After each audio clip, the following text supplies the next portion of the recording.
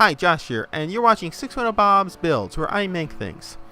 In this episode, we'll be marrying the old rotary phase converter to the new rotary phase converter. It'll be a beautiful ceremony, so if you do cry easily, grab a box of tissues. Go ahead, I'll wait. The plan.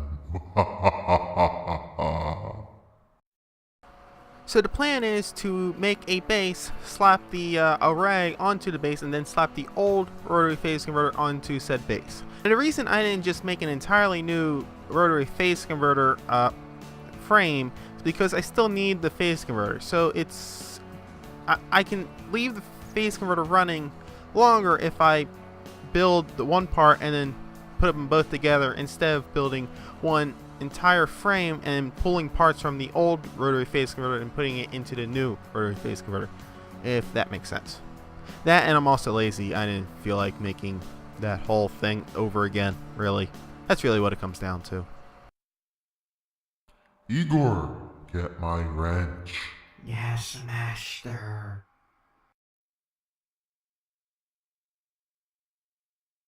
Oh yeah, I almost forgot. Error Counter wants to show you how many arbitrary errors that it thinks I made, even though it really can't count errors correctly, even though it's numbers, which means it should count properly, but it somehow can't comprehend what an error is, even though that's its entire purpose.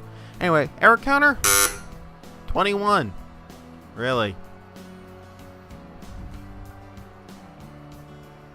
So I'm cutting 2 rails out of the C-channel that will make up the base.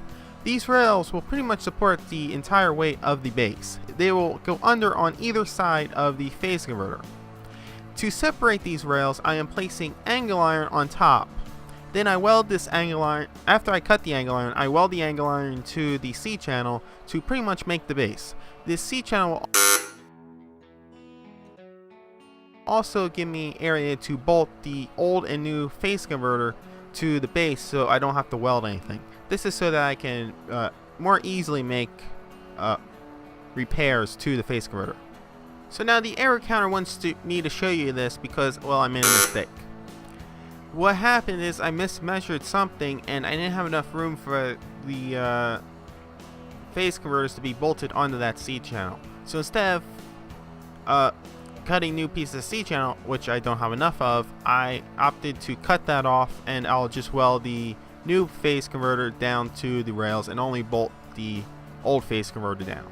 Now you may have noticed that the C channel is pointing down, where the flat spot is on top and the open area is down below. Now this leaves me nothing to bolt my wheels to. So I'm cutting this bar stock into plates. These plates will then be welded to the bottom of the C channel, and it'll give me a nice firm spot to bolt the wheels to. I also decided to weld before, I decided to drill the wheel holes before I mounted, or before I welded the plates in place. Although my drill wasn't cooperating and I had 2 dead batteries, so that idea kind of got thrown out the window. So with the plates welded and the wheels bolted on, it's time to mount the new rotary phase converter array to the base. Now I'm using a hoist for this because I ain't that dumb. This thing is heavy. Anyway, once it's placed down onto the base, I clamp it, make sure everything's parallel, and then I go around welding it. So now it's time to mount the old rotary phase converter to the new base. Now remember, I'm bolting this, not welding it. If I were to weld it, it would make working onto the phase converter array nearly impossible.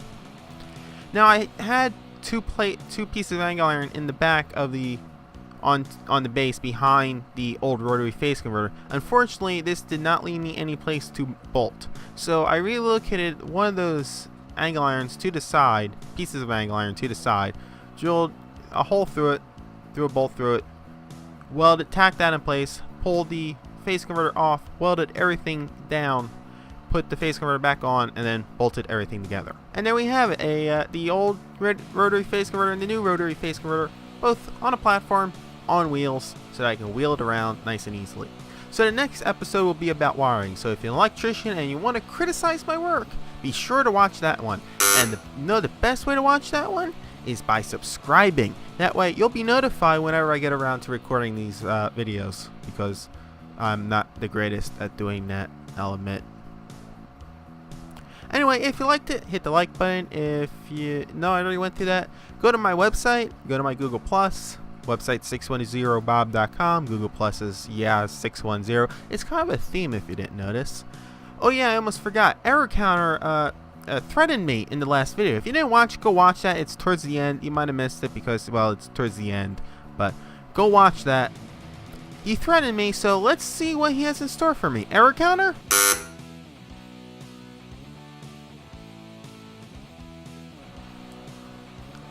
You divided me by 0. You do realize I'm a person, not a number, right? No, you didn't realize that. Okay. Error counter? I am a person, not a number.